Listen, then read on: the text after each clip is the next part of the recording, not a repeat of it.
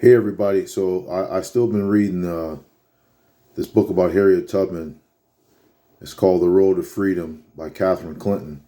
Chapter 4 is called In a Free State. So I'm just going to tell you some things that was talked about in the chapter. The chapter begins by talking about the city of Philadelphia and how it was kind of a thriving place for blacks in the mid 1800s. It says Black Philly was impressive. There were black vendors, seamstresses, barbers, caterers, sailors, mariners. It talks about how PA, Delaware, and Maryland, around 1850, there was more blacks, free blacks living in those three states than anywhere else combined altogether. It says most blacks, most like slaves, were so happy to reach Philly.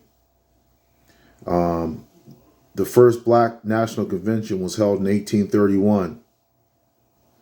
It says that when Harriet first reached Philly, she laid low for the first 2 months, but she quickly found employment after arriving. Talks about how the free black community in Philly built its own institutions, own churches, own businesses, things like that, to combat discrimination.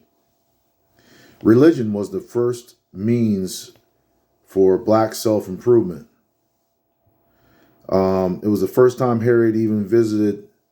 It was the first time she visited a church that was like started by blacks, that was free of any white leadership or anything like that.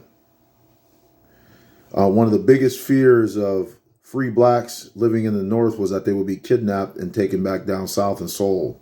Kidnapping was a big fear in the black community during those times. It says blacks were constantly the target of attacks. Many blacks who lived in Philly at the time were crowded into like poor areas of the town.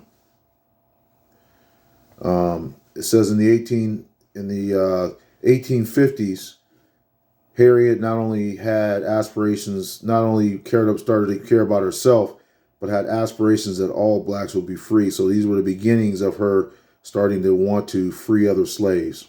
So that was kind of like what chapter 4 was about, the book on Harriet Tubman, The Road to Freedom, and the chapter was called In a Free State. Thank you.